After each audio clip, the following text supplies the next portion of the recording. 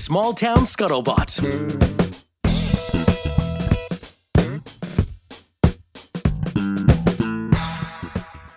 Remember a couple months ago, you told a story about how you didn't necessarily forget Leslie's birthday, but you forgot that it was her birthday the day of her birthday, but you'd gone out and gotten a present and all of that. So, Yeah.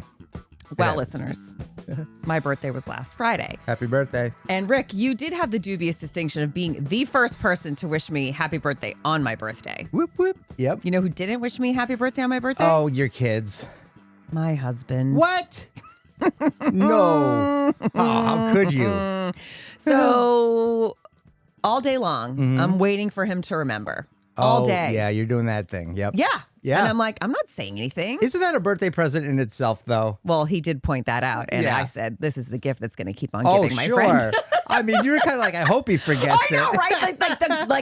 Like the gross part of me is like, let's keep going. Let's keep going. I can't wait for the big, Yes. you want to make a big spectacle out, like at 9 o'clock at night, Yeah. you're brushing your teeth. Thanks for the birthday wishes, you know? Yep, totally. So a few of my girlfriends texted me. We have this group chat, my closest girlfriends, and happy birthday. Are you doing anything special today? So I text back, apparently not, because Dan seems to have forgotten. So one of them says, all right, let's do impromptu happy hour. I have champagne, snacks. Come over at 5. Yep. Perfect. So I tell Dan, I'm going to Lindsay's 5 o'clock for happy hour. Great. That sounds like fun. Doesn't it? So 5 p.m. I go into his office and I said, I'm leaving now. I'm going to Lindsay's. He's like, oh, okay, great. Have fun. Tell the girls I said hi. And I look at him and I go, are you going to wait till tomorrow to wish me happy birthday? Yeah. And he just like crumpled, Rick. Yeah. And he's like, oh, and he picks up his phone and he's like, I don't know what the date is. And I go, even when this morning when you were cleaning out the refrigerator and you wanted to know if the package of ground turkey we had was still good, and you looked at me and you said, what's today's date? And I go, April 10th. Oh, Nothing? wow. Nothing? Wow. You would do great in like, it sounds like a courtroom drama. Yes. What did the label on the chicken say? And he was like, like just, Yeah. my husband does not get flustered. Yeah. And in that moment, he was totally flustered. And I was That's like, great. all right, well, I got to go. And so I start walking away. He's like, and then he's calling after me. He's like, wait, like, did you want to do something special for dinner tonight? Like what? And I go, I'm done. I'm out. It's Goodbye. like, did you hear me? I am doing something special for dinner. Not with you. Yeah, it doesn't include you. That's great. Yeah. So, yeah, I'll be retelling this for as long as I possibly, till he forgets the next birthday. Yeah, Like, yeah. Do you think that you could maybe turn the tides on his birthday, do a whole like forget, but then rub it in, like act like you forgot about it, and then just walk him into a super awesome surprise party where like his high school and college buddies, like you gotta pull. This isn't over yet. all right. Well, the problem is his birthday's 2 weeks before mine. So we went out to dinner for his birthday. Oh, nice. Yeah. Okay. Yep. One thing that makes you a uniquely special woman is that you're not so. You talked about how you took a crap at the Versailles. Yes. Like you're pretty open, you know. Yeah, like very. when it comes to like how old am I? Oh, you'd never escalate. You're just 1 year north of 50, right? No, 52. Oh, 52. Yep. Well, you look. You don't even look 51. Well, actually. thank you. Thank you. Did you do anything fun for your 50th? So I went to Charleston with my girlfriends. That's right. The girlfriends that I went to happy hour with because Yeah. they remembered my birthday. Yeah. So that was a blast. Okay. Yeah. Because I feel like a trend now. Maybe it's always been there. I call it a trend only because, you know, you're growing into these certain phases in life. Like I never knew that destination bachelor parties gosh. were a thing until like we got in that phase in life where all your buddies are getting married and now I'm as I'm approaching 50. I have a 50th birthday coming up, and I have a lot of friends that have had their 50th birthdays already, and they all seem to have some sort of pomp and circumstance around it. Me and my wife went here. We went like you. Okay, you went to Charleston. Evan just went to Florida. Yep. To play golf. One of my friends was just in Paris for a handful of days for a 50th birthday. For a 50th birthday. Interesting. Now, interestingly enough, I I get a little melancholy on birthdays. Oh, really? Do you look at it like you're 1 year closer to dying? Exactly. Oh, I just feel like that number went up. Interesting. And, it's weird. It's interesting weird that we get mind. excited. Wow, I'm Yeah. 52. Yeah. Says no one ever. No, yeah. I'm 88. Now, if I make it to 100, I'd be like, I'm on borrowed Right? time. Like, this is awesome. But yeah, it's 50. It's like, sheesh, that's like it's a milestone, but not like, yeah, you should celebrate that you've made it this far. But, you know, I think, well, I'm very reflective and, Yes. and I just think about how short life is. And I just had those depressive thoughts that pop in my head. I don't really think of it. But so you do think about your mortality more so around birthday times, or is it something that's kind of always in the back of your mind? oh, it's always in the back Yeah. of my mind. I think about it probably too much. I just try to keep it healthy. I try to put it in perspective, like make the best of your time. Like, Because I feel like you do, right? Like I you try. you travel, decided that you wanted to just try your hand at stand-up comedy, so you did. Like you're not just sitting around going, I should really make more out of my life. Like you are. Sometimes I do. I mean, when you don't have a 9-to-5 job, like every single other Right. person you know, and you're the exception, you're on the outside looking in at that world that you used to be in. And when you leave it, you're like, well, what am I going to do to fill out my time? I'm going to do the grocery shopping and the laundry, whatever else my wife says. So you feel like you have more to prove because Yeah. you don't have that structure built into your life. Yeah. Okay. I try to fill it in with structure and stuff. Well, my birthday's coming on June 12, and Bill Burr, my favorite comic. Are you going?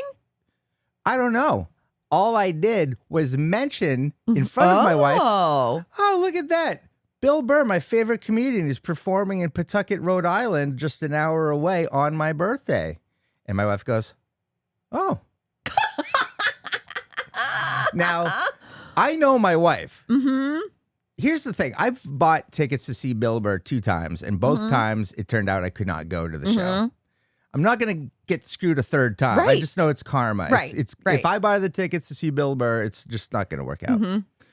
So I'm not going to get them. And also, I don't need to see him. I mean, I would love to see him, but I'm not like running to the computer to get the ticket. I don't know. I got a lot going on. I just, Sure. it's my birthday. I'm not going to plan my birthday. Buy your own present. Yeah.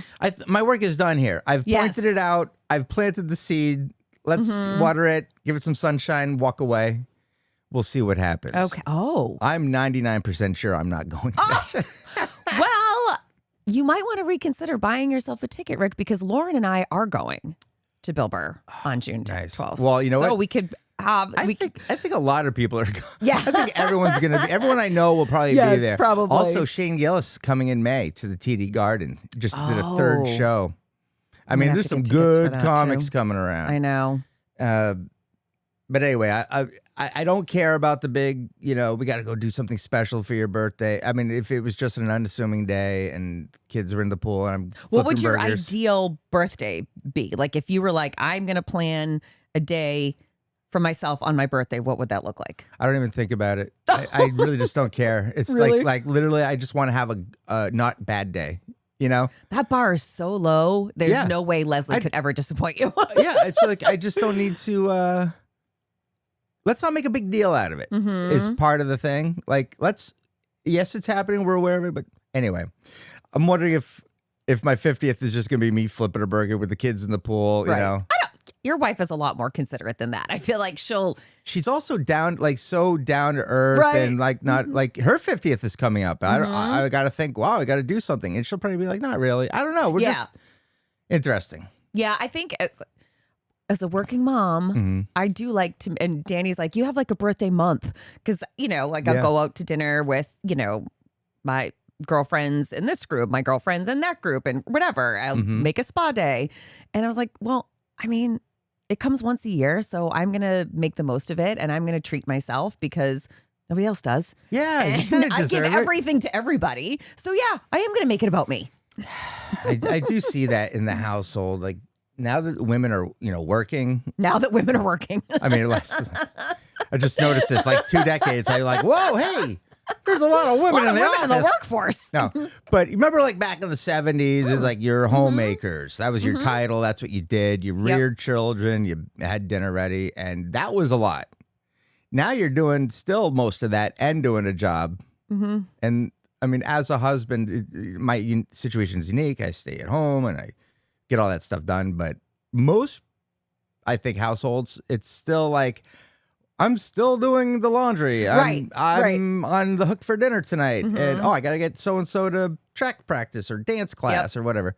Yep. And then I have to get on a 5 o'clock meeting or whatever. Yeah. Yeah. So do what you want. You know, that's fine. Well, And that's what 50 will bring to you. Do what you want. Because I felt like, as much as I was like, oof, this feels old, like with the next milestone being 60, like that's grandma material, right? Yeah. But then it came with it like this freedom, like I'm 50. Fuck it. Fuck it. Fuck it. Fuck it. The other thing is I'm trying to keep this mentality of like age is just a number. Like Totally.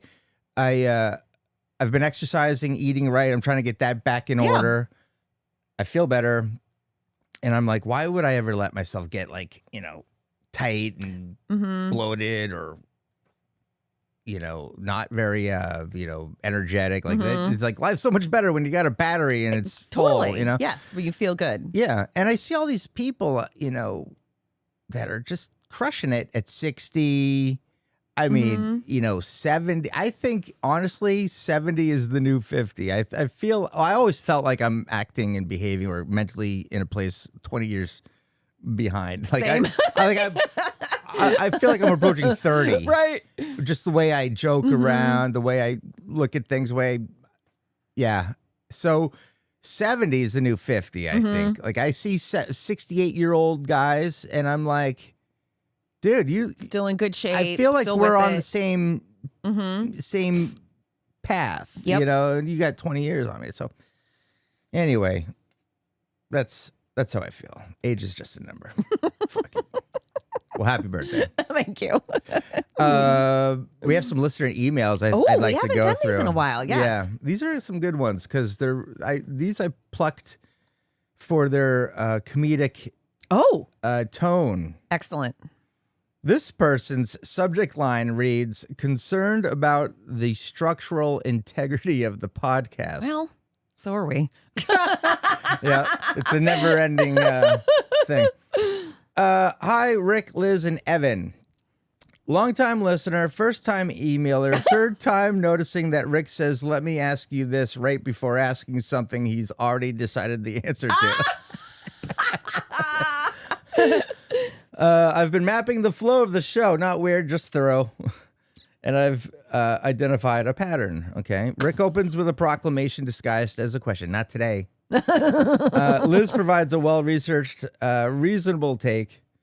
I like this. Evan comes in with something that sounds insane, but is somehow correct 40% of the time. 40%! Fat guy science. Right. That was great. My question is this. Have you considered leaning into this and just labeling each segment accordingly? Like Rick states a fact he just thought of. Liz brings actual information. Evan rolls the dice. Oh my God, that's fantastic. Yeah. Love the show. It's the only place where I feel both informed and slightly judged at the same time. Well, good. Good. You should. That's the whole You point should of the podcast. look in the mirror. Like right? sometimes we're talking about you, sometimes we're talking about them, right? Best. That's Tom from Milford. Oh, thank you, Tom. Our sphere of influence has gone south to Love Milford. All right. Okay. Well, actually, there was a question there. Have you considered? No, we haven't. Okay. And if we had considered it, we'd probably forgot about it like 2 days later. Oh, yeah. We do a lot of brainstorming, not as much implementation. Yes. It's called daydreaming. This one's called Cottage Cheese. Who hurt you? What? Oh, wait. This is funny. It's funny. But yeah, this person doesn't like cottage cheese. Hey, Scuttlebutt crew. Quick question that I need settled before it tears my family apart. Ooh. Well, if cottage cheese is the camel. I mean, you're on thin ice already. Yeah. What is your official stance on cottage cheese? Because here's what I've observed. Cottage cheese is the only food that looks like it's already been chewed, and yet people eat it voluntarily. My wife eats it straight out of the container like it's yogurt. I tried it once and had the immediate reaction of this is what astronauts would eat if they lost a bet. Also, who decided this was a breakfast food? It has a texture of packing peanuts. And so my question is cottage cheese a legitimate food with misunderstood upside? Is it a health food people pretend to like? Or something we all agreed to keep around so fruit has something to sit on? Would love your thoughts. Okay, so this is interesting. This is from Dan in Walpole next door. I pulled this one out because my wife eats 4% cottage cheese every morning with pomegranate Oh, seeds? seeds. Yeah. It's an excellent source of protein. Sure. So is a lot of other things. That's what I always think about. It's like, that's one option. It's on the table. There it is. I see my wife eating it and I just go, ugh. For everything that this guy Dan says, Dan, I'm on board with you. It's not my cup of tea. I love it. You do. Yeah. So does Dan. He puts it on Triscuits. He eats cottage cheese. Yeah. It just sounds like a weak beta dietary thing for I'm going to be, I'm going to just talk on the man side, but like if you don't see men eating cottage cheese. I mean, I can see why, like, if you're put off by its appearance and texture, but the taste is good. It's cheese. It's cheese. It's kind of cheese. It's they cottaged it, whatever that is. Whatever It technique. It's cottaging. It's got like it's too liquefied. For me, it's like curds and Whey. Yeah, right. So I'm a big no on cottage cheese. If you need the protein, how about eggs? Sure. Eggs are great. There you go. I solved that problem.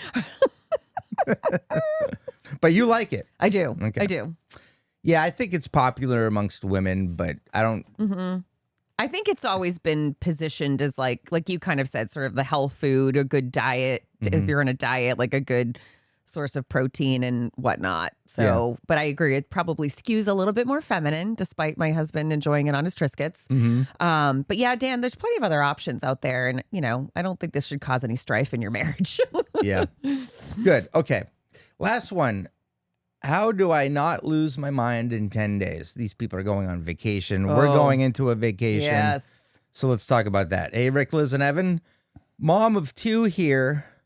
About to spend 10 days with my family in a rental that can generously be described as intimate. Oh, dear. 4 people, 1 bathroom, and nowhere to hide. My question is, what's the one unspoken rule for surviving that situation without snapping, or at least without becoming the person everyone talks about on the drive home? Thanks, Jen. And she's from Needham. Yeah, so 10 days. First of all, I think the mistake is you went 10 all days. 10 days. Don't you need like re-entry time? Yes, and, for sure. And, pre-launch time? Like you want to come home, settle in. Right. That's a lot of togetherness for one family. Yeah, And I don't know how old the kids are or, if they're going with any other families to kind of have some, separation time. Well, that might be one way to mitigate some of this stuff is Totally. to have mommy's going out with her girlfriend tonight, Right. And dad's got, you can do that switch up Totally. thing or Yes. just let the kids, if they're all friends, just Go off. come back when the lights come on.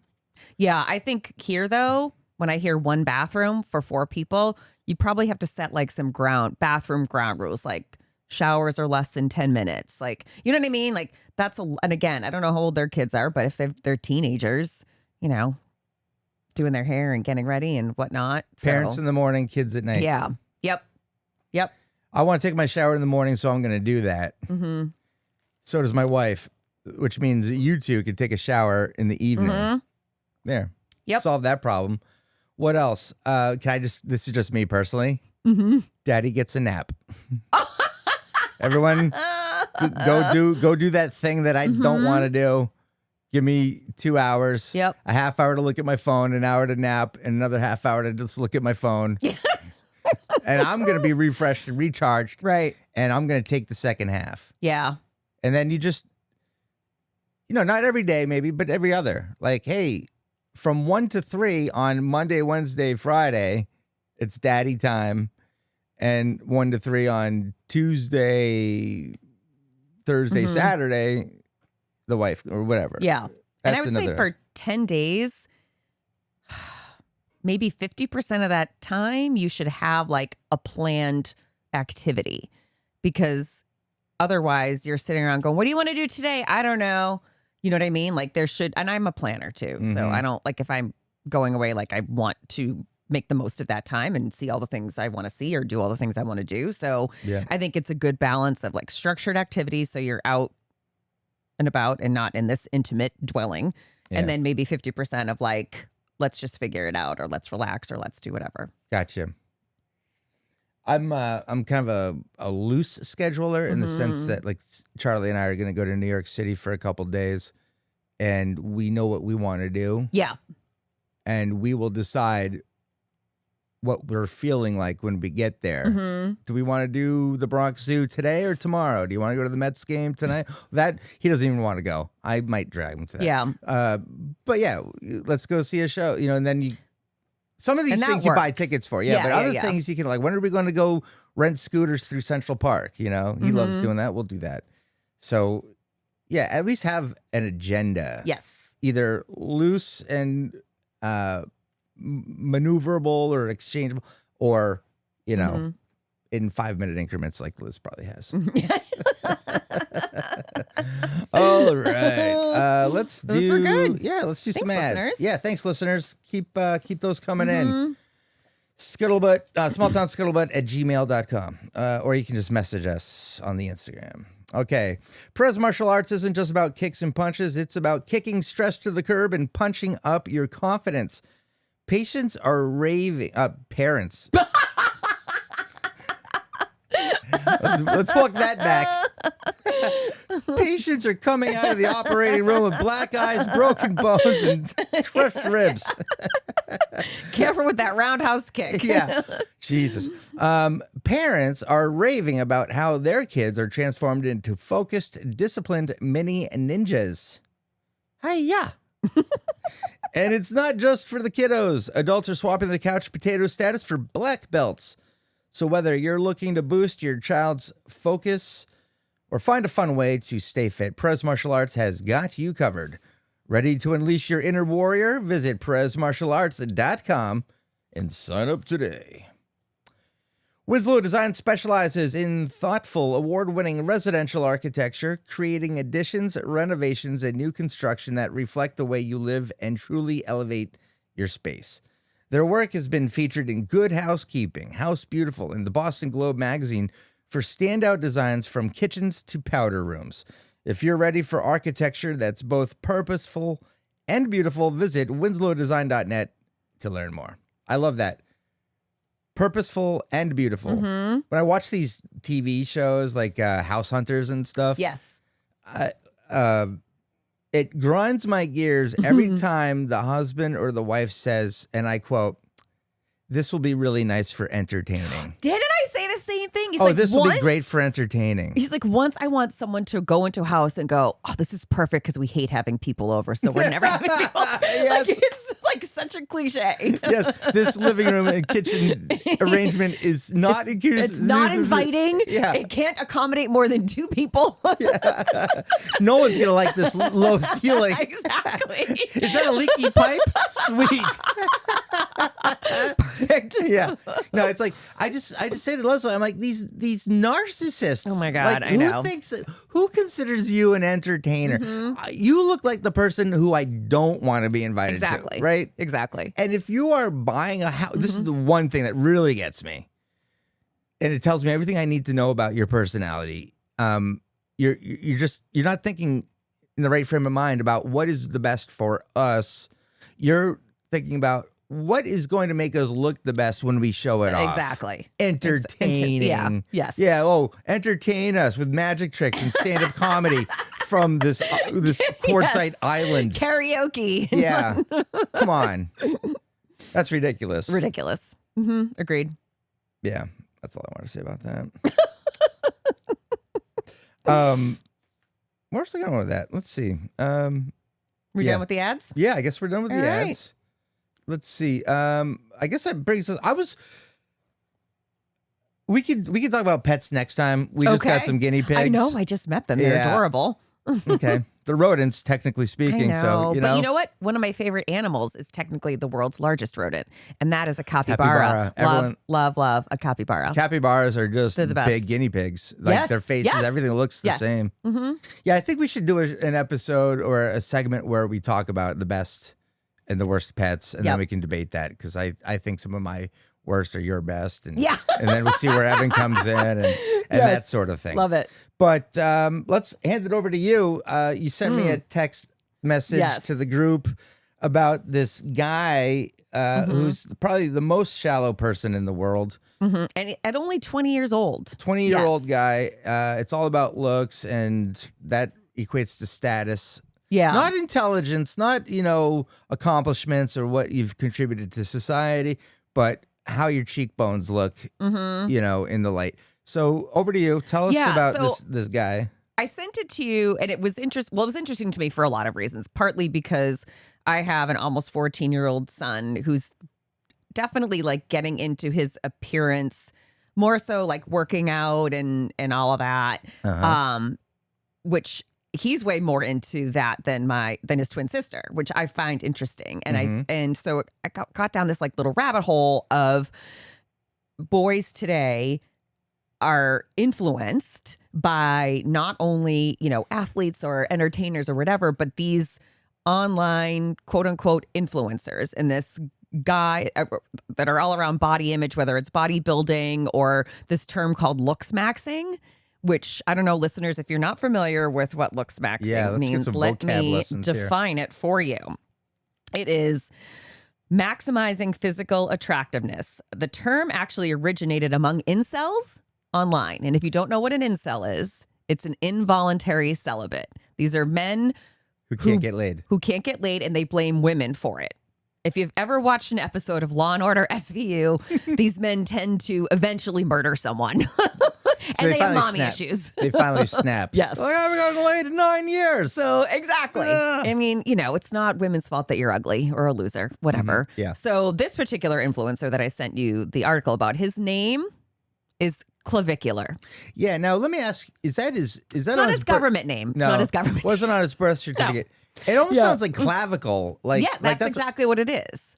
That's exactly like how he looks maxes like his facial features and his body and all. That's where he got his stupid name, is a reference to the clavicle. All right. So he built a following teaching. Now he's only 20. So let's just take this with a grain of salt. Teaching guys how to, quote, ascend. Now, ascend means you becoming more attractive. And he actually has like a paid program. So I can can ascend. I mean, not that is there a lot of ascending to do anymore on this body? I mean, no, I think you've peaked. I'm crushing. You peaked. I peaked in ninth grade. So this is this is where I get fascinated with this stuff a little bit, because this has he has a cult-like following. And anyone, if your self-esteem, unfortunately, is low enough, you can fall prey to people like this, like a cult-like following, whether it's this person that's telling you can become more attractive, whether it's religion, whether it's whatever. So that's to me, kind of where this guy, he preys on people who maybe don't feel boys. Yep. Or young men who don't feel good about themselves. He streams constantly online. He's been arrested a couple times for assault. He's currently in the hospital recovering from a drug overdose. Assault of a woman or a man? Men. Okay.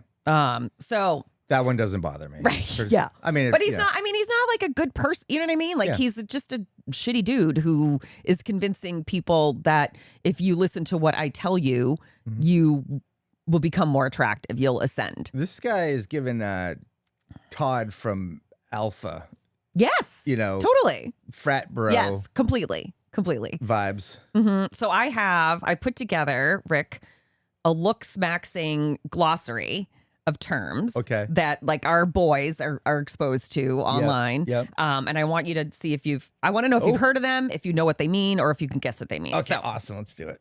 First, so I already told you what Lookmaxxing is, maximizing physical attractiveness. Yep. What do you think softmaxing is? Softmaxing is probably doing the same, paying attention and making very subtle changes to improve your appearance. So people are like, you look different. I can't put my finger on it. Like if you got a new haircut or you got a spray tan, bam, that's kind of maxing out. But if you do a little thing like trim your beard a little bit differently or something, that's my answer. Yes, pretty much. So it's low risk everyday improvements that are generally considered normal and healthy, like skincare, working out, maybe dressing a little bit better, like basic, like acting like a normal human being. I was gonna say this is you mean taking care of yourself? Yes, Okay. brushing your teeth, like combing your hair. So I soft max. Yes, I think everybody should soft max. It's just taking care of yourself. Guys don't like to be associated with the word soft. I know, but- right? Well, how about hard maxing? Yeah, I'm hard maxing. What do you think Woo! hard maxing is? Hard maxing is like going all in. You got the blowout, the Jersey Shore. Jersey Shore kind of, dressing up, popping the collar, doing like wearing all the bling and accessories. I could just This going hard crazy. maxing is actually extreme high risk or invasive attempts to improve your appearance, like cosmetic surgery, steroid use, and this thing I just learned about called bone smashing, where you either take like a hammer or your fist and you punch your jaw in order to like develop a more squared off jawline or something. I wanted Crazy. to talk about that Crazy. because I saw this idiot's Instagram and he has a meat mallet, like spiked on one end and it's flat on the other. You can like for chicken cutlets and stuff like that. And he's just talking to the camera while he's banging his cheekbone. And the caption was about breaking his bones. And I'm like, you're not breaking your bone. You want to break that bone. You're going to have to give me that hammer. Right. And I'm going to have to come in And with I a will full gladly. swing. And I will gladly smack that thing. But you're just like, just maybe irritating the skin, or you might get a little swollen Right. or red. I don't. Yeah, it's not a scientifically proven method. And like, I don't know why. Why would you do that? Yeah. Again, and this is where it goes from being like, this is really stupid to body dysmorphia, which is a whole other, you know what I mean? Like how you can very quickly, I know we're sitting here like shitting on it because it's funny and it's stupid, but there's people out there that are like, oh my God, that's such a great idea. Crazy. Well, let's judge those people. Yes, please. Talk to your doctor and ask them if bone and get a crushing is right therapist for you. Yeah. Yeah, get a therapist. All right. Have you ever heard the term mewing? Mewing. Can I Yeah. have the spell it for me? MEWING. Oh, I couldn't even guess. So it's a technique where you press your tongue against the roof of your mouth to supposedly improve jawline definition over time. I've tried it, and it's very uncomfortable. Like making that like. I don't know. I think chewing gum would do it more. Yeah. Yes. I think you're right. think you take some gum out of the fridge, Yeah. chill it. Mhm. Try chewing that. You're gonna start working on some jaw muscles, but just pushing on that sounds like kegels for your mouth. Yes. Right. What are you doing? Okay. Last term, mogging. Mogging sounds like I immediately think of mugging for the camera. So mogging might be a variation of that. It's some deviated. It is. Term. It's slang. No kidding. No shit. For outshining someone physically, especially in terms of attractiveness or dominance. So you're basically like, if you and Evan were here, like if Evan was mogging you, he would think that he was being the more attractive of the two of you or something like that. Basically, like you're participating in a beauty pageant nobody else is, essentially. I feel like women do that a lot. Oh my God, constantly. You see like 3 women that are physically fit, their hair's done up, blah, blah, and then they bring like their friend. Right. And she's like the we gotta go girl, and guys hate her. They're like, no, we have a girls' night. We're all going home together, and it's like we're trying to poach some of your friends, and someone's got to take one for the team. Yes. We all know. And when I see these groups, I think there's 3 shallow bitches and 1 generally nice person. Right? But you're going to try to take home one of the 3 shallow bitches. And teach them a lesson. Yeah, totally. So these are all, again, these terms are ridiculous, but they're like, these are the things our boys are going to be seeing online as they get exposed to these influencers, right? Sure, And it's sure. like terrifying as a parent. Like I used to think I would have to worry more about my daughter and her body image, and I still do, and the things that she's exposed to online, and less so about my son's. I mean, he's almost 18, and I actually was asking him yesterday about this clavicular and like these terms, and he's like, honestly, he's like, it's just so stupid. He's like, it's fun to make fun of. Yeah. But then I've got Brady, who's, almost 14. He's more easily influenced, and, you kind of worry Also about naive. that. Like, And does naive, that yes. work? Like, we laugh at bone smashing. He might be, you might catch him whacking himself with a mallet. Yeah, that's weird. Yeah. I know. So the ultimate goal of all of this is to get to what is called a hunter-gatherer aesthetic. So I looked up what that meant. And it is apparently the online ideal of male attractiveness based on a rugged, primal, hyper-masculine look, strong jawline, pronounced brow ridge, deep-set eyes, muscular build, facial hair or stubble with a, quote, intense stoic expression. I mean, that's like a Cro-Magnon. Like, essentially, like, are we like going back in the evolution of man here? I was thinking Jason Momoa. Who I do love. Yeah, I mean, but like he's all legit. Like those are real muscles. That's his real hair. That's his real tan. That's his real, Right. dreamy eyes. Yes. or whatever, whatever the women see in Aquaman. Interesting. Yeah. This is fascinating because this is typically something that adolescent girls, young women, obsess about, think about, feel pressured into. Completely, yes, to achieve a certain physical aesthetic. Yeah, and there's millions and like Kylie Jenner and all these, Yep. and all these people that are just showing it off, and they're role models, unfortunately. So the fact that now it's creeping over onto my side of the street, Right. with the dudes, like I remember around the time I graduated from college in 1998, this new movement was coming in, Metrosexual. Yeah. metrosexual, and a metrosexual man, would do things like get frosted tips, Wax your eyebrows. yeah, doing stuff like that. Wearing foundation or whatever the fuck. Like, I don't know, just little too much for me. It just was a little too like, you're demasculine. Like, there's nothing wrong with it. Take a shower, shave, shave, shower, brush your teeth, trim your nuts. But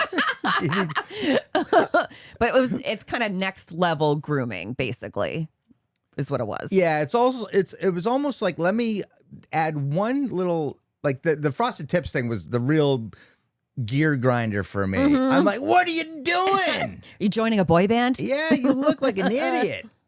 And it sort of went away, thankfully. Yep. Right? I don't see the frosted tips or the manicured, the over manicured man. Right. It's like we see what we got. But now it looks like it's coming back. One thing I will say, as you were talking about this, do you remember several episodes ago we were talking about the quarter zip phenomena? Yes. And how there was a young black man or teenager who started wearing the quarter zip, promoting the quarter zip. He did like 120 TikToks and then it blew up. But his whole idea was, as a young black man, if you wear a quarter zip, it seemingly lets people's guard down or opens doors or makes you reads feel more polished, right? Yeah. You look like you have more self-respect and the attitude from others change as opposed to wearing a hoodie or something. Right. And I thought that was such a great message and a great thing because, one, the kid was committed to it and he believed in it. And it caught on, and it was all for good reasons. Yeah, just for sure. Self-respect. Yes. In a nutshell, what he was talking about is just, let's have some respect for ourselves. Hey, guys, check it out.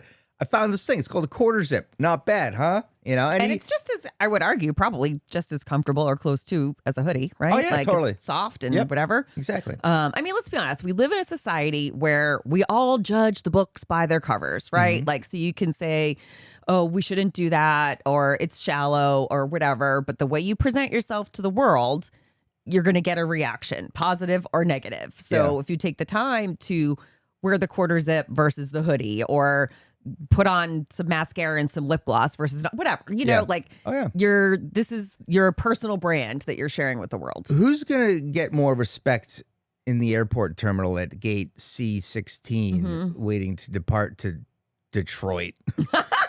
The guy in the pajamas or the guy wearing a sports coat? It's just night and day. I mean, you just, I don't know about you, but I just, anyone in flannel pajamas, I'm like, am I in your way? I don't really care. You're not. I've given up. Yeah. It just says you've given up, so I don't have to care about you. Right. Whereas this guy looks like he's got some shit to do. He's got somewhere to go, somewhere to be. And that makes me, look down like, is my fly zipped up? Okay. Oh, by the way, every time I see a guy with his fly down, I always do a fly check. Like, right. Yes. Like, yeah. And it's one of those things where like, I got to tell him, but then he's thinking I'm looking at his dick. Right. I know. It's weird. Just let it go. Yeah. Just let it go. He'll figure it out. And then he'll say to himself, nobody noticed. Like, I have a friend that did an Instagram reel and his fly was down, but he would mask a lot of stuff. And I was like, it's too late to tell him, but. Oh, no. Yeah. Did anyone comment? No. No? I'm like, I guess I just look at, men. I do what am I doing? Why am my eyes are drifting? It's not gay. It's just, you size someone up. Like, right. who am I talking to? Give them the up and down. Yeah. Yeah. So, yeah, that's funny. I just think that in contrast to the quarter zip ideology where it's about self-respect and feeling more motivated and purposeful, this guy is doing it for all the wrong reasons. Yeah. This is how you get laid. Right. This is how you get into the frat. This is how you get special privileges at the club, Yeah. And that's all superficial, stupid stuff that has no substance. Exactly. And I just wait for the midlife crisis for these people. It's like, I can't wait till he gets his first wrinkle. Right. Oh, that hairline. It's not going to be there forever, Then what happens? Yes. These people that are like, oh, my youth, this and that. And it's like, you don't keep that. And I do wonder, to your point, whether it's these influencers or, Kylie Jenner or whatever, eventually they will be turning 50, right? And so when you build your entire empire around your physical appearance, where do you go from there? Yeah. You know what I mean? I mean, Kylie Jenner has enough money that it doesn't really matter. But for someone who all these people that make their living being influencers and getting these sponsorships, do they just graduate to different types of sponsorships like anti-aging or I don't know. Like if that's your whole world. Designer depends undergarments. Yes. We're dude, you're shilling bedpans now. It's like, you're trying to make them cool. I don't get out of bed anymore. I just piss in this cup. Like at what point do you go, I can't do this forever. Maybe I should get an actual job. Never. I don't know. Because Never, they've probably. made it. Yeah. They've made it. And also, they're obsolete. You're going to hire someone so what have you been doing for the last, we're looking for an account executive in the marketing firm.